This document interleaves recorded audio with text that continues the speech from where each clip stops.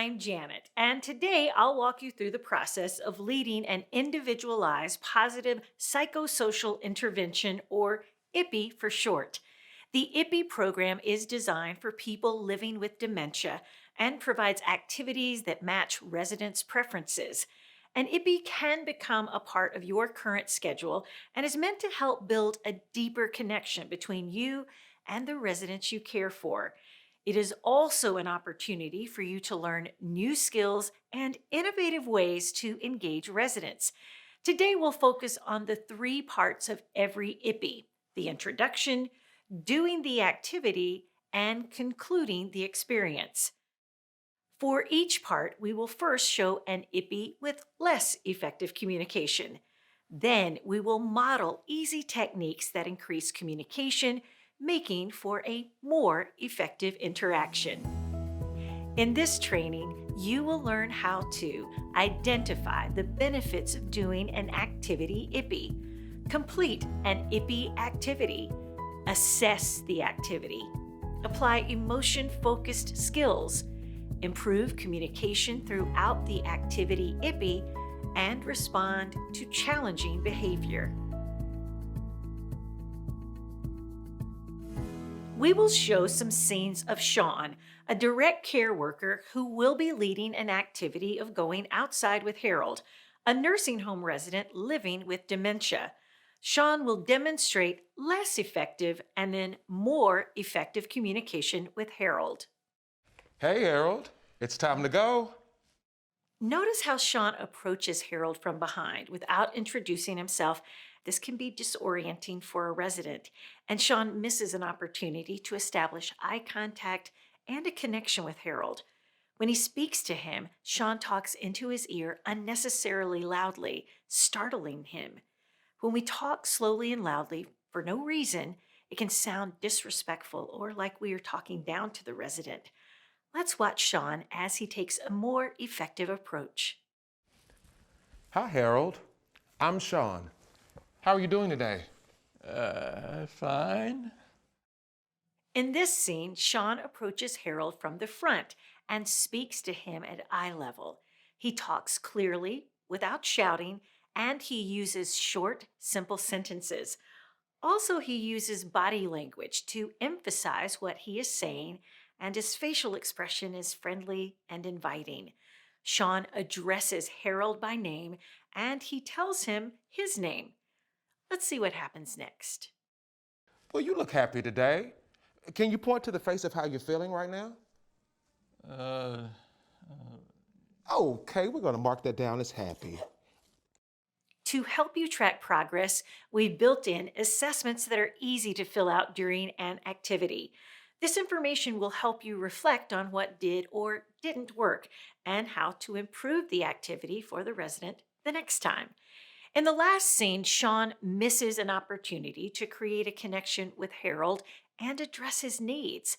He asks leading questions that can affect the accuracy of the assessment.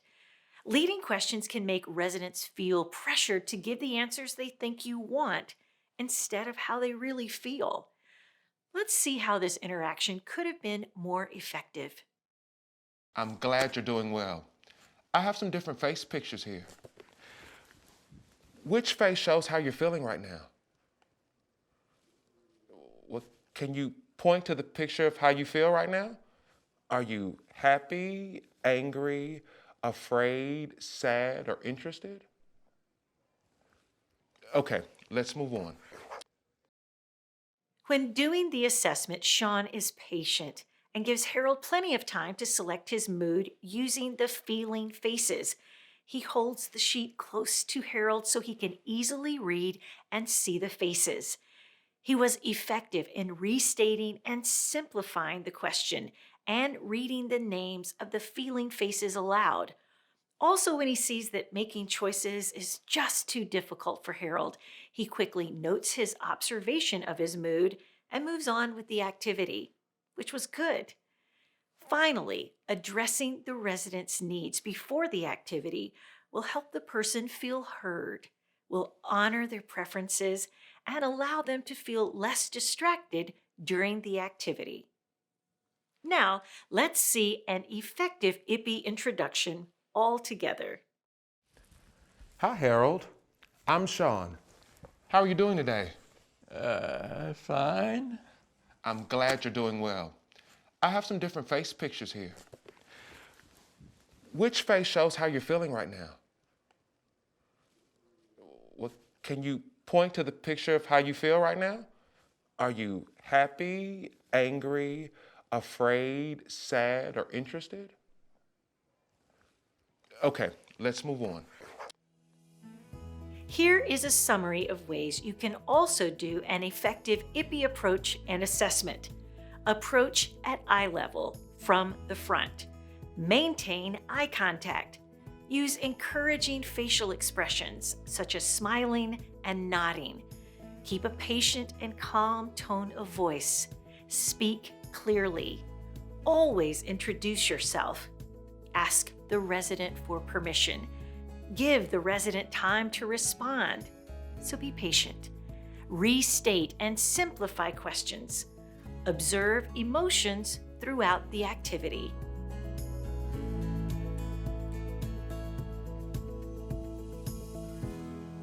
After approaching and assessing the resident, it's time to introduce the activity you'd like to do. Let's see how Sean tackles this next step. Okay, we're done with that. Let's go. Sean does not explain to Harold what they are going to do. Also, Sean does not ask for Harold's permission before moving him. By pushing ahead, Sean takes away Harold's ability to decide where he goes and what he does. I know you enjoy going outside. Would you like me to help you go outside right now? Okay. Or we can go on the patio and get some fresh air, talk or go for a walk. Would you like to go outside now? Okay. Great. Let's go. Sean explains to Harold what they are going to do and asks his permission before moving him. Through Sean's words and actions, he honors Harold's choices and preferences. Okay, Harold. We can either keep walking or we can go to the porch and get some shade. Which one you want to do? You know what? I'm hot. Why don't we go to the porch and get that shade? Sean is less effective in this scene because he asks but does not wait for an answer from Harold. Sean doesn't make any further attempt to identify Harold's preference. Okay, Harold. We could either keep walking or we could go to the porch and get some shade. What would you like to do? Would you like to go to the porch? Yes or no? Well, it is pretty warm out today, so how about we go try that shade and see how you like it, okay?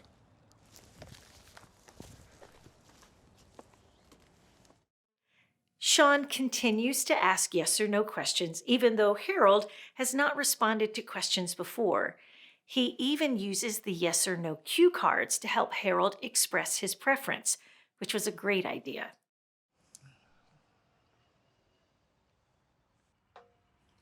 Harold, sit back down. We're not done yet.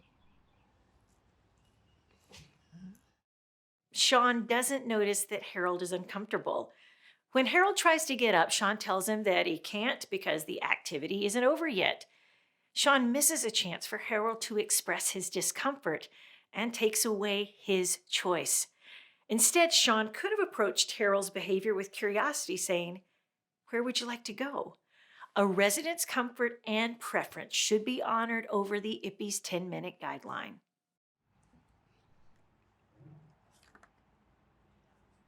Hey, Harold. It's looking like you're hot. Would you like me to help you with your sweater?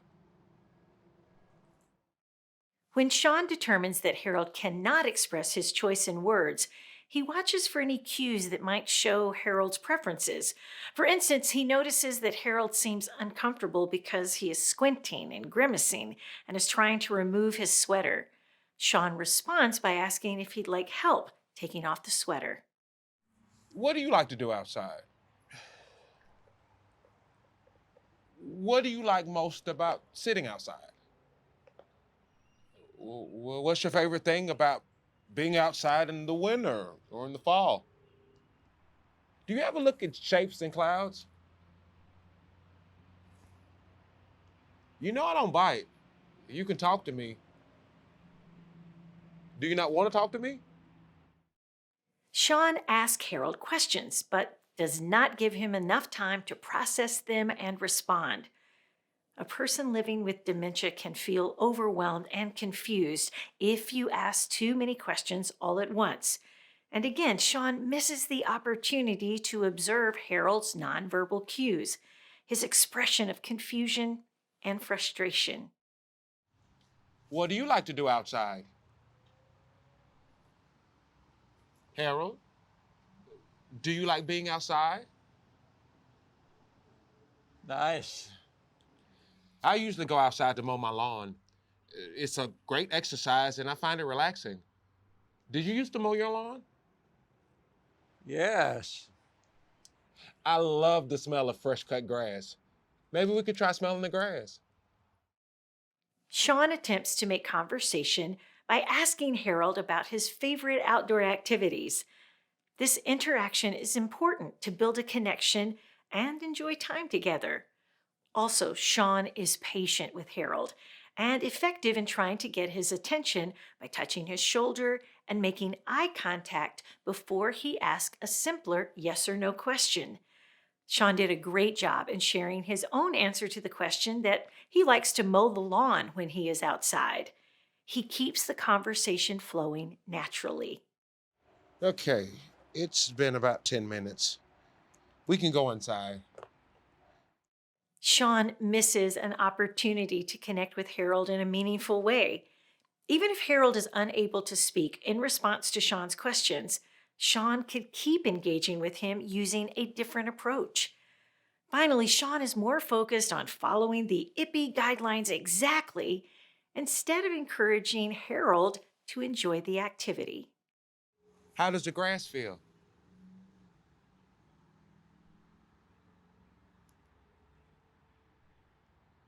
Soft.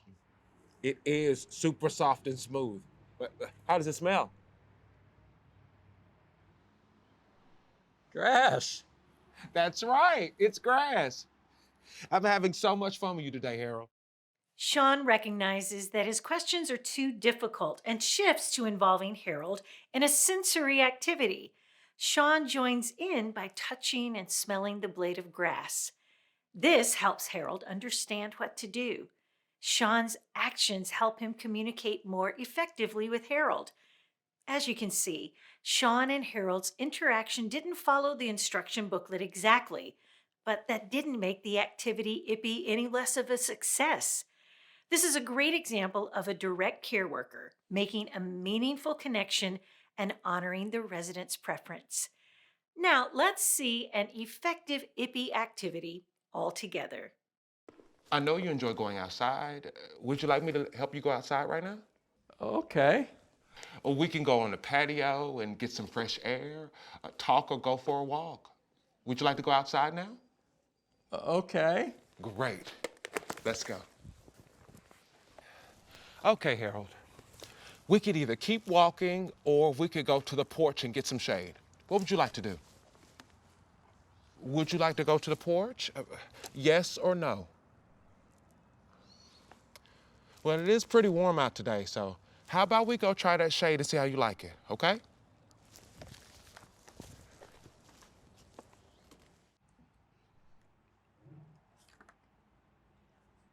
Hey, Harold. It's looking like you're hot. Would you like me to help you with your sweater? What do you like to do outside? Harold, do you like being outside? Nice. I usually go outside to mow my lawn. It's a great exercise and I find it relaxing. Did you used to mow your lawn? Yes. I love the smell of fresh cut grass. Maybe we could try smelling the grass. How does the grass feel?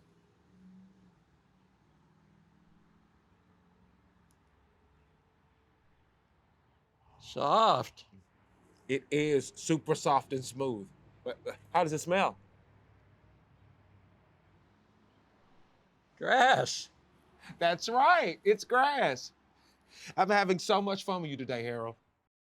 Here's a summary of ways you can do an effective IPPI activity. Explain what you will do before moving ahead. Always give the resident a choice. Recognize that residents can express preferences nonverbally. Use yes or no cue cards. Observe facial expressions and body language cues. Adjust the activity based on cues and the resident's ability. Restate and simplify questions. Use a friendly and conversational tone. Use gestures while speaking. When it's time to wrap up the activity, an effective IPPI ends with an expression of thanks, as well as an assessment of the resident's enjoyment. Had so much fun with you. You had fun too, right? It's great that Sean expresses how much fun he had with Harold, but he asks him a leading question that makes it difficult to get honest feedback about the activity. Thank you so much for spending time with me today. How did you feel about spending time outside today, Harold? Sean's question is open-ended, which will help him get a more accurate response from Harold, even though the response is just a smile. Sometimes a smile may be the best response you get, and that is okay. It is a very valuable sign of enjoyment, even without words. Which of these faces are you feeling right now?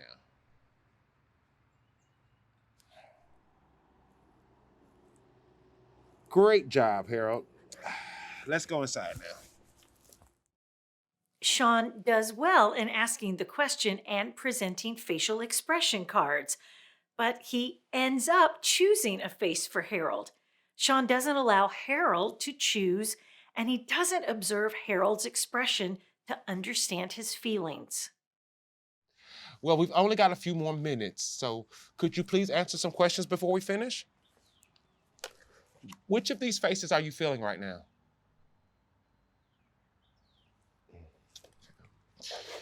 Would you like to go outside again?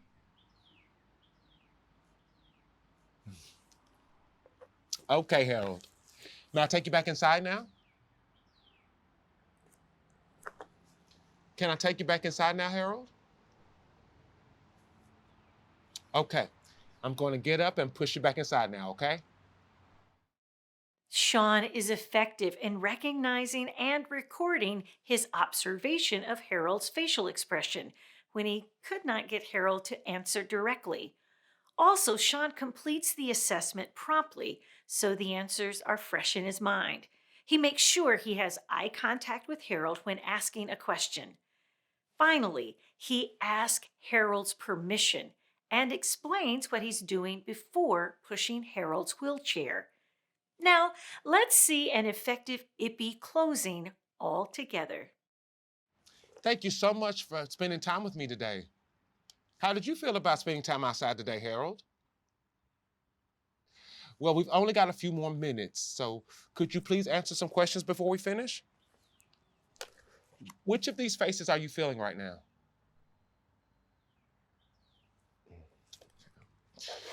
Would you like to go outside again?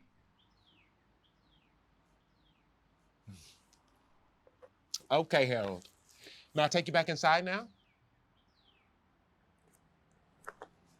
Can I take you back inside now, Harold? Okay.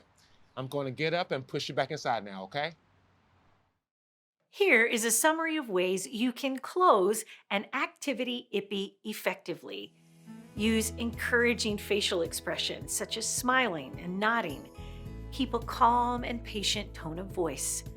Observe the resident's cues and facial expressions. Use skills you learned from the Emotion-Focused Communications course to recognize a resident's emotions. Ask the resident's permission.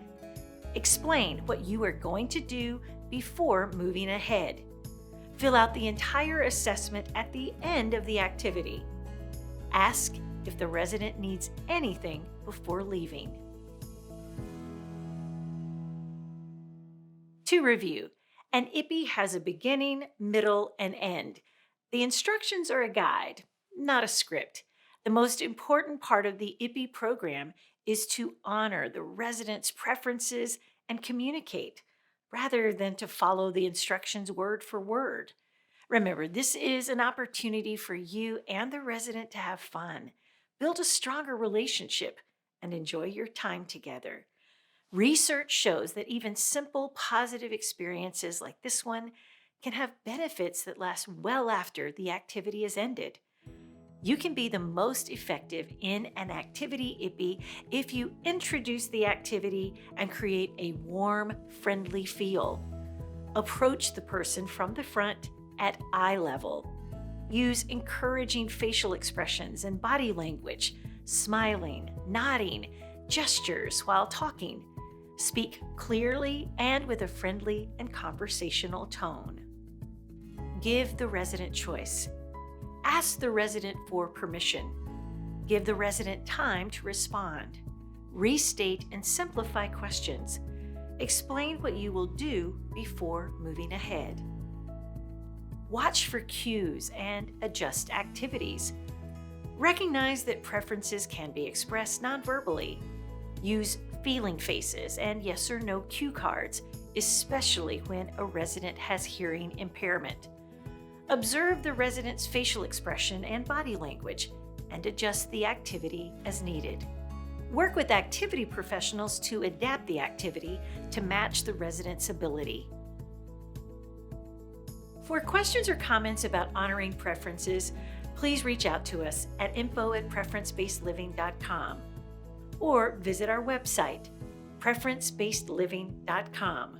There, you'll find a growing set of IPPI resources, as well as related tip sheets, webinars, and videos to help on your journey toward person-centered care.